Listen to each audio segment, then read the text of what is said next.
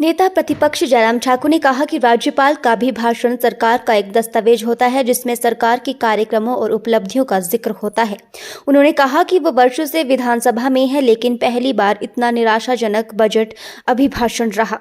1 घंटे से लंबे अभिभाषण में सरकार की एक भी उपलब्धि का जिक्र नहीं दिखा। सरकार को 14 महीनों से ज्यादा का समय हो गया, लेकिन बजट अभिभाषण में गारंटियों का जिक्र तक नहीं हुआ। उन्होंने कहा कि सुखू सरकार की गारंटियों को पूरा करने की ना तो मनस्थिति है न मंशा। ऐसे में अब गारंटियों का जिक्र भी नहीं किया जा रहा। जयराम ठाकुर ने कहा कि जहां सरकार ने हरित राज्य बनाने जैसे कार्यक्रमों का जिक्र किया, लेकिन अब तक जमीनी स्तर पर योजनाएं नजर नहीं आती। सरकार खुद को कर्मचारी हितैषी बताती है, लेकिन ओपीएस में रिटायरमेंट के वक्त वेतन की आधी राशि मिलती थी, उसे घटाकर 30% लाने की बात हो रही है। यही नहीं, सरकार के कर्मचारियों को वेतन के लिए धरने पर बैठना पड़ रहा है। जयराम ठाकुर ने सरकार से पूछा कि पहली कैबिनेट में 1 लाख नौकरियां देने का वादा करने के बाद अभी तक कितनी नौकरियां दी गई। जयराम ठाकुर ने कहा कि वर्तमान सुखविंदर सिंह सुक्खू सरकार हिमाचल के इतिहास में सबसे ज्यादा कर्ज लेने वाली सरकार साबित होगी। नेता प्रतिपक्ष जयराम ठाकुर ने कहा कि वर्तमान सरकार 14 महीने में 14,000 करोड़ का ऋण ले चुकी है और हर महीने कर्ज ले रही है। उन्होंने कहा कि पूर्व की भाजपा की सरकार क्या किया क्या नहीं, जनता को इससे ज्यादा उत्सुकता इस बात की है कि वर्तमान सुखविंदर सिंह सुक्खू सरकार ने 14 महीनों में क्या किया। का अभिभाषण और 1 साल की एक भी उपलब्धि उसमें जिक्र के रूप में नहीं आई है।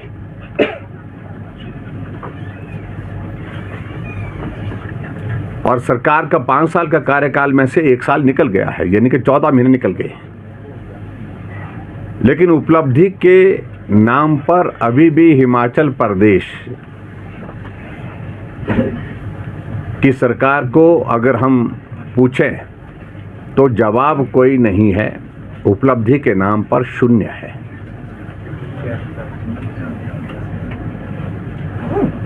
सत्ता में आने से पहले कांग्रेस की सरकार ने जो गारंटियां दी थी और जिसको कहा उनने राज्यपाल जी के अभिभाषण में कि उसको हमने अपना जो हमारा घोषणा पत्र है उसको हमने नीतिगत दस्तावेज के रूप में उसको स्वीकार किया है। लेकिन नीतिगत दस्तावेज के रूप में उसको स्वीकार किया है, उसमें आपने 1 साल के कार्यकाल में किया क्या है? 10 गारंटी दी थी, 10 गारंटी में से एक भी गारंटी पूरी नहीं। अधिकांश गारंटियां जो है 1-2 गारंटियों के सिवाय कोई भी गारंटी का जिक्र ही मतलब छुआ तक नहीं है। तो प्रश्न पैदा होता है कि क्या कांग्रेस पार्टी ने, क्या सुक्खू की सरकार ने हिमाचल प्रदेश में चुनाव से पहले जो गारंटियां दी थी उनसे अपना किनारा कर दिया है? क्या वो छोड़ दी है? क्योंकि इस दस्तावेज से तो यही लगता है कि उन गारंटियों का जिक्र जब है ही नहीं कि हमने काम क्या किया, तो इससे सहज रूप से एक आदमी महसूस कर सकता है कि गारंटियां पूरे होने की ना गुंजाइश है, ना इनकी मनस्थिति है, ना ही बस की बात है। और ऐसी सूरत में इन गारंटियों का जिक्र करना ही छोड़ देना चाहिए। ये इस दस्तावेज का एक बहुत बड़ा संदेश है।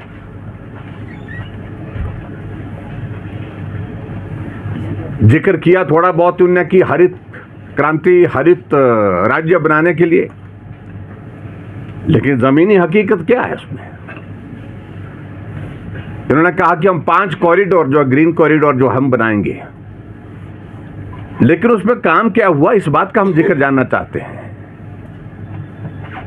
कहीं भी अभी तक जो है वो उस दृष्टि से जो ग्रीन कॉरिडोर बनाने की अगर बात की है, उसमें ज़मीनी हकीकत यह है कि अभी तक उसमें कुछ भी नहीं हुआ है। प्रोग्रेस के नाम पर, प्रगति के नाम पर शून्य है। जिसको उनने पहले फेज में लिया है, जिनके अभिभाषण में, महामहिम राज्यपाल जी के अभिभाषण में सबसे पहले उसी का ही जिक्र किया।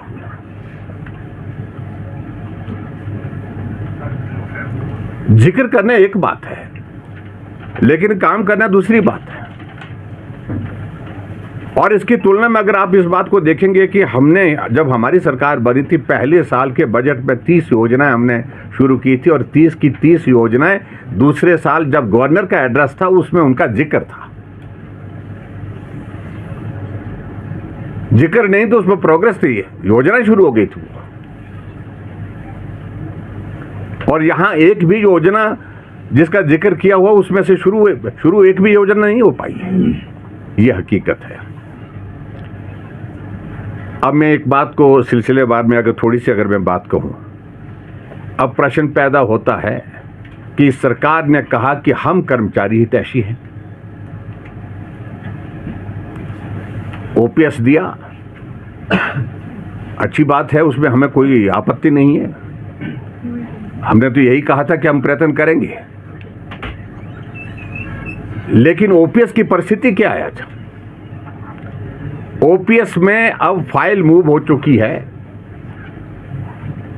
कि जो लास्ट पे ड्रॉन होती है उसकी 50% जो है वो पेंशन मिलती थी कर्मचारियों को ओपीएस के उस फॉर्मूले के मुताबिक, उसको पहले 40% करने की बात चली, अब उसको और नीचे 30% या 30 से भी 20% तक ले जाने की बात चल रही है। अब कर्मचारी भाइयों से मैं विनम्रता से इस बात का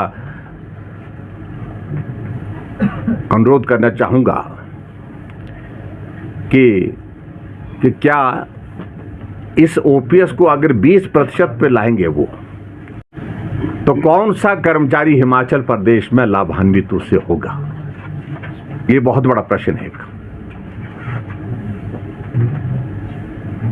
और उसके बाद कर्मचारी हितैषी की अगर बात कहते हैं, आज कर्मचारियों को डीए, एरियर, सारी की सारी चीजें जो है वो रुकी पड़ी हुई है। 1 साल से कुछ भी एरियर के रूप में उनको अभी तक दिया नहीं गया। उल्टा कर्मचारियों को सैलरी के लिए धरने पर बैठना पड़ रहा है, प्रदर्शन करना पड़ रहा है, उसके बाद उनको सैलरी मिल रही है। इलेक्ट्रिसिटी बोर्ड की स्थिति यह है, एचआरटीसी की स्थिति यह है।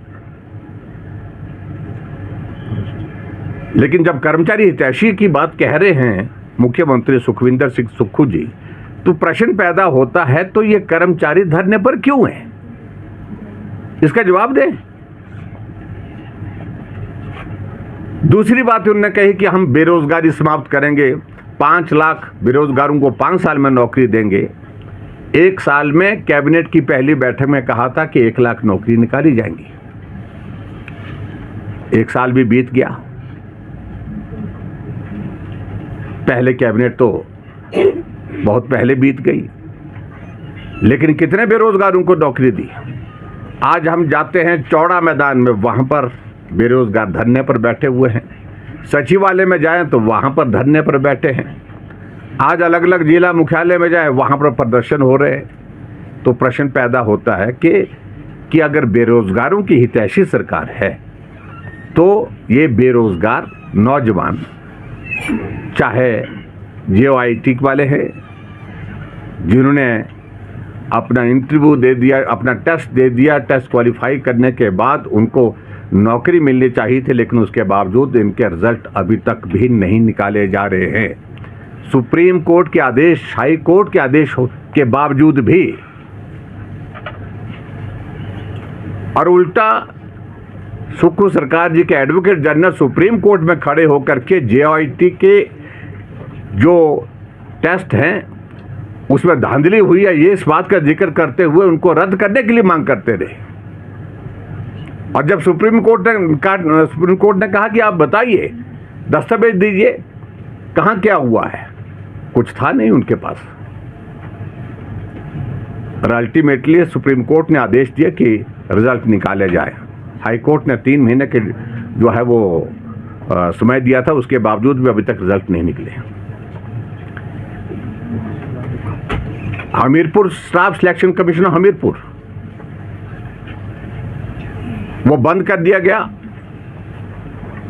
किसी ने गलत किया, सजा उसको होनी चाहिए थी, लेकिन उल्टा यहां पर हुआ यह कि सजा उनको, वो तो बेल पर बाहर निकल गए, जो मेरी जानकारी के मुताबिक।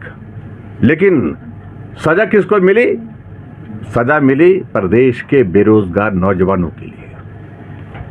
भर्ती की प्रक्रिया पूरे 14 महीने से बंद पड़ी हुई है और स्टाफ सिलेक्शन कमिश्नर जो राज्य चयन आयोग के नाते उनने बात कही है, अभी तक भी फंक्शनल नहीं हो पाया है। अभी तक भी नौकरियां नहीं वहां पर मिल पा रही हैं। और इस प्रकार से जो गारंटियों का मैं जिक्र मैं विशेष तौर से करना चाहूंगा कि सरकार कोशिश कर रही है कि हम उनका जिक्र ही ना करें, और जिक्र ना करने से ऐसा लगता है उनको कि लोग भूल जाएंगे और विपक्ष भी भूल जाएगा। लेकिन हम भूलने नहीं देंगे। हम प्रश्न पूछ रहे हैं कि क्या हुआ उस 1500 रुपये की। आज जिक्र कर रहे थे कि स्पीति घाटी की महिलाओं के लिए उसका ये कर दिया गया है, अनाउंसमेंट कर दी गई है, और उसके बाद उसको हमने लागू भी कर दिया, ये बताया उन्होंने। और हिमाचल प्रदेश में पिछले बजट में उन्होंने कहा था कि 2,31,000 महिलाओं को हम 1500 रुपये देना शुरू कर देंगे। और 2,31,000 महिलाएं कौन सी हैं? वो महिलाएं हैं जिनको हम 1,000 रुपये और 1150 रुपये पेंशन देते हैं। उसमें जिसको 1,000 मिलता है उसमें 500 रुपये डालेंगे, और उसके बाद जहां 1150 मिलते हैं उसमें 350 रुपये डाल करके अपनी गारंटी को पूरा करने की बात कर रहे हैं। और आज मैं देख रहा था कि उन्होंने जिक्र किया है कि शायद लाहौल स्पीति को मिला करके वो संख्या शायद 2,41,000 की कितनी बनती है, मुझे मालूम नहीं। कुछ एग्जैक्ट कुछ फिगर दी थी, मैं अभी तक उसको देख नहीं पाया। डॉक्यूमेंट देख करके मैं बात करूंगा। 2,45,000 के लगभग शायद बताए थे वो। मैं एक ही प्रश्न पूछना चाह रहा हूं कि आखिरकार आप कितना झूठ बोलेंगे? और झूठ के बलबूते सरकार तो बना दी, लेकिन चलानी मुश्किल होगी। और यही गारंटियां कांग्रेस की सत्ता से बाहर जाने की गारंटी होगी। ये मैं आपको बता रहा हूं कि साफ बात, ये स्थिति बन गई है हिमाचल प्रदेश में। यही गारंटियां सत्ता से उनको बाहर लेकर के जाएंगी। गोबर की गारंटी जिक्र नहीं है, उस पर हम क्या करने वाले हैं। 300 यूनिट बिजली फ्री देने की गारंटी का जिक्र नहीं है। जो कॉर्पोरेट फंड जो है वो बेरोजगारों के लिए किया जाएगा, उसका जिक्र नहीं है। और खास तौर से मैं तो इस बात को लेकर के हैरान हूं कि जो जिक्र किया जा रहा था कि हम रेवेन्यू जनरेट करेंगे, किसी भी सेक्टर से रेवेन्यू जनरेशन का जिक्र नहीं आया है कि कितना। एक्साइज के उन्होंने कहा कि हम 40% इंक्रीज, लेकिन हकीकत यह है कि अभी तक जो इंक्रीज का जो रेवेन्यू इंक्रीज का एक्साइज की आ रही है वो अभी तक 12% पर ही रुकी पड़ी हुई है। इस प्रकार से हिमाचल प्रदेश की परिस्थिति है। 1,000 संस्थान बंद किए, चले हुए संस्थान, हॉस्पिटल, डिस्पेंसरीज, पटवार सर्कल, तहसील, सब तहसील, एसडीएम का दफ्तर, बीडीओ का दफ्तर, एक्सीएन का दफ्तर, एससी के दफ्तर, वो बंद करके इसको क्या कहेंगे? क्या कि प्रदेश की सरकार ने विकास की दृष्टि से प्रदेश को आगे बढ़ाने के लिए जो काम करना चाहिए